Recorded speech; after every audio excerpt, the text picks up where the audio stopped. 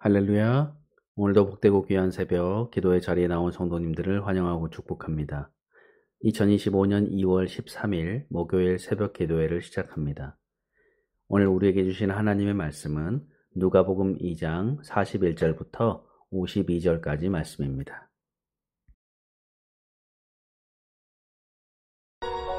그의 부모가 해마다 유월절이 되면 예루살렘으로 가더니 예수께서 12살 되었을 때 그들이 이 절기의 관례를 따라 올라갔다가 그 날들을 마치고 돌아갈 때에 아이 예수는 예루살렘에 머무셨더라. 그 부모는 이를 알지 못하고 동행 중에 있는 줄로 생각하고 하룻길을 간 후 친족과 아는 자 중에서 찾되 만나지 못하매 찾으면서 예루살렘에 돌아갔더니 사흘 후에 성전에서 만난즉 그가 선생들 중에 앉으사 그들에게 듣기도 하시며 묻기도 하시니 듣는 자가 다 그 지혜와 대답을 놀랍게 여기더라.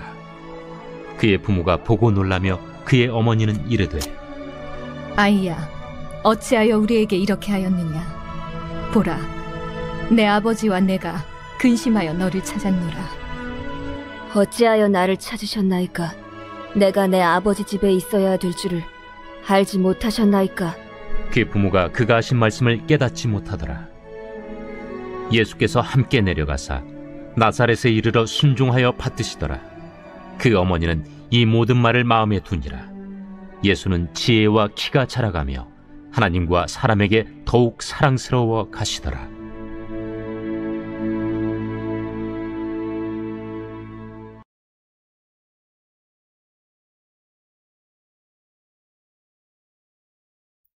누가복음 1장에서 2장은 탄생부터 성장기까지의 예수님의 모습을 다루고 있습니다. 오늘 본문은 복음서에 유일하게 기록되어 있는 예수님의 유년기의 모습을 보여주고 있습니다. 유년기의 예수님께서 하나님의 지혜와 권능이 얼마나 충만했는지를 우리에게 보여주고 있습니다. 오늘 본문에 누가가 기록한 이 말씀이 없었다면 우리는 예수님은 30살 이후에 공생의 기간부터 메시아였지 그 전에는 아니었다라고 생각했을지 모릅니다. 초대교회 때부터 예수님의 유년기에 대한 오해가 있었습니다. 이것에 대해서 많은 이단들의 주장이 있었는데 대표적으로 예수님이 세례 요한에게 세례를 받으실 때에 비로소 메시아로 등극한 것이지 그 이전에 어린 시절에는 그저 우리와 같은 인간에 불과했다라는 것입니다. 또 이와는 반대로 예수님의 어린 시절에 흙으로 새를 만들어 날렸고 손가락으로 나귀와 양을 가리키면 그 짐승들이 인사를 했다라고 합니다. 심지어 흙장난을 하다가 방해한 친구를 저주하여 죽게 했다라는 그런 얘기도 있습니다. 이것은 외경의 기록인데 신빙성이 없는 기록입니다. 아무튼 예수님의 어린 시절은 신비에 쌓여 있었고 베일에 가려져 있습니다.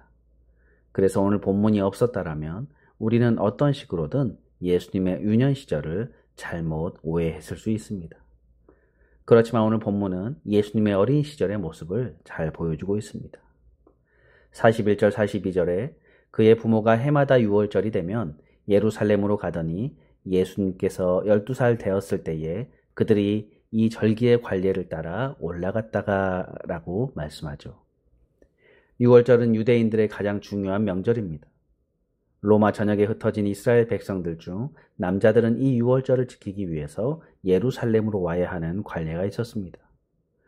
유대인들은 13살부터 성인으로 간주하는데 관례를 따라서 예루살렘에 올라가야 했지만 예수님은 아직 12살이었습니다. 곧 예루살렘에 올라가지 않아도 됐습니다. 그렇지만 당시의 팔레스타인 지역에 있는 유대인들은 관례를 지켜야 하는 남자들뿐 아니라 온 가족이 함께 예루살렘에 갔습니다. 이때 주의해야 할 것은 당시에 워낙 강도가 많았기 때문에 온 마을 사람들이 함께 모여 예루살렘으로 올라갔다라는 것입니다. 그러니까 유월절을 지키러 예루살렘에 가는 것은 온 마을의 여행이고 축제와 같은 것이었습니다.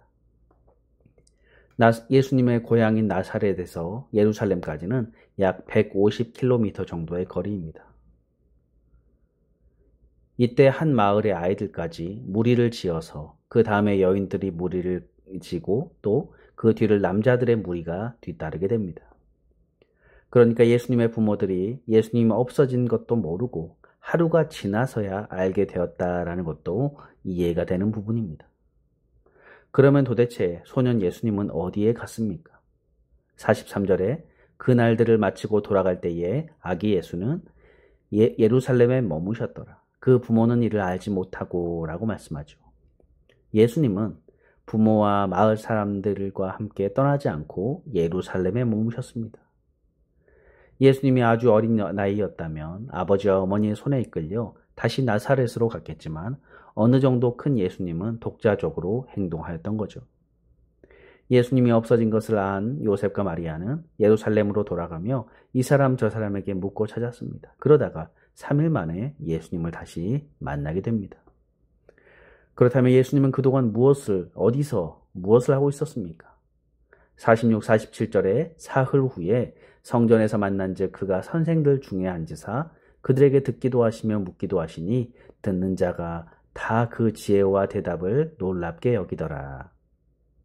보통 아이라면 지금쯤 울고불고 하다가 이제는 배고픔에 지쳐서 거리를 방황하고 구걸하고 있었을 것입니다.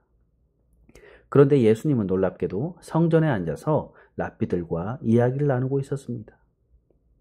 유대인의 교육 방식은 주로 질문에 의한 것입니다. 선생이 중앙에 앉고 학생들이 둘러 앉아서 질문도 하고 토론도 하는 방식입니다. 예수님은 가운데 계셨고 많은 이스라엘의 선생들이 예수님을 둘러싸고 있었습니다. 예수님과 랍비들이 서로 질문도 하고 대답도 주고받았습니다. 그런데 그 자리에 있던 사람들이 예수님의 지혜와 대답에 다 놀라워했습니다. 우리가 마태복음을 보면 예수님이 산상수훈의 말씀을 선포한 후에 사람들의 반응을 볼 수가 있죠. 마태복음 7장 28절 29절에 보니까 사람들은 예수님이 그들의 서기관들보다 훨씬 더 가르침의 권세가 있다는 것에 놀랐습니다. 그런데 예수님은 이미 12살의 나이에 유대인들의 랍비들 앞에서 놀라운 지혜와 권능을 보여주셨습니다. 이것을 본 요셉과 마리아는 놀라며 어찌하여야 이렇게 하였는가 라며 예수님을 나무랍니다. 사흘을 찾아 헤맨 부모의 입장에서 예수님이 참 야속했을 것입니다. 그런데 이에 대해서 예수님은 49절에 이렇게 답하시죠. 예수께서 이르시되 어찌하여 나를 찾으셨나이까? 내가 내 아버지 집에 있어야 될 줄을 알지 못하셨나이까 하시니. 여기서 아버지는 하나님을 의미하죠. 예수님은 하나님 아버지와 자신의 관계를 개인적인 아버지와 아들의 관계로 말씀하고 계십니다. 공생애 이후에 예수님은 세례 요한과 제자들, 백부장과 여러 백성들의 입술을 통해서 하나님의 아들이심을 증거되었습니다. 예수님 자신도 여러 번 하나님의 아들이심을 말씀하셨고 그로 인해 죽임을 당할 위기를 여러 차례 겪으셨습니다. 본문 말씀을 볼 때에 12살 소년이던 예수님은 이미 자신이 하나님의 아들이심을 알고 계셨습니다. 이처럼 예수님은 공생애 이전 어린 시절에도 자신이 하나님의 아들이심을 알았고 그분의 뜻을 따라 인류를 구원할 메시아적 사명을 갖고 계셨음을 알 수가 있는 것입니다. 그렇지만 아직 공생애를 시작하실 때가 아니었습니다. 그래서 어떻게 했습니까? 51절에 예수께서 함께 내려가사 나사렛에 이르러 순종하여 받드시더라. 그 어머니는 이 모든 말을 마음에 두니라 라고 말씀하죠. 예수님은 자신이 하나님의 아들이심을 아셨고 그 사명도 아셨고 능력도 가지고 계셨지만 나사렛으로 돌아가 때가 이르기까지 부모에게 순종하였다라는 거죠. 결론적으로 어린 시절의 예수님의 모습을 이렇게 말씀해 주고 있습니다. 52절에 보니까 예수는 지혜와 키가 자라가며 하나님과 사람에게 더욱 사랑스러워 가시더라 라고 말씀하죠. 어린 시절의 예수님은 하나님의 아들이시면서 동시에 요셉과 마리아의 자녀된 인간적인 도리를 다하였습니다. 그래서 지혜와 키가 자라며 하나님과 사람들에게 더욱 사랑스러운 삶을 살았습니다. 그러므로 우리 오늘 말씀을 통해서 우리는 어린 시절 예수님의 모습을 엿볼 수 있습니다. 그분은 하나님의 아들로서 이 땅에 오셨기에 신적인 지혜와 능력이 있었습니다. 그렇지만 예수님은 공생애를 시작하기 전까지 육신의 부모에게 순종했다라는 것입니다. 그것이 하나님과 사람들에게 사랑받을 수 있는 비결이었습니다. 오늘 우리도 마찬가지입니다. 우리는 그리스도인으로서 마땅히 하나님 앞에 충성을 다해야 합니다.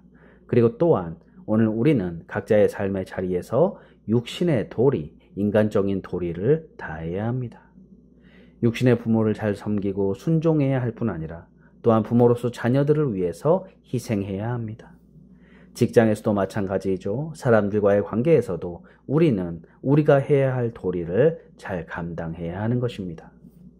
그러므로 성도 여러분, 오늘 우리도 하나님의 자녀로서 하나님을 섬기며 하나님을 예배하기에 힘쓸 뿐만 아니라 내가 있는 자리에서 맡은 바 책임을 성실히 잘 감당하며 하나님과 사람들에게 사랑받는 참 믿음의 복된 삶을 살아가시는 저와 여러분들 되시기를 주님의 이름으로 축복합니다. 기도하겠습니다. 하나님, 오늘 예수님의 어린 시절의 모습을 살펴보면서 하나님과 사람에게 사랑스러움을 받고 또 지혜와 그 능력의 충만함을 보게 되었습니다. 하나님, 우리 또한 이 땅에서 하나님의 자녀로 살아갈 때에 우리에게 맡겨진 귀한 일들을 잘 감당하게 하시고 또 하나님과 사람들에게, 이웃들에게 참 사랑과 신뢰와 또 믿음을 주는 그런 귀한 삶을 살아가는 저희들 될 수 있도록 인도하여 주옵소서. 감사드리며 예수님의 이름으로 기도드립니다. 아멘. 주기도문으로 예배를 마치겠습니다. 하늘에 계신 우리 아버지여, 이름이 거룩히 여김을 받으시오며 나라의 마옵시며 뜻이 하늘에서 이룬 것 같이 땅에서도 이루어지이다. 오늘날 우리에게 일용할 양식을 주옵시고 우리가 우리에게 죄 지은 자를 사하여 준 것 같이 우리 죄를 사하여 주옵시고 우리를 시험에 들게 마옵시고 다만 악에서 구하옵소서. 때의 나라와 권세와 영광이 아버지께 영원히 있사옵나이다. 아멘. 이 시간 잠시 기도하는 시간을 갖겠습니다.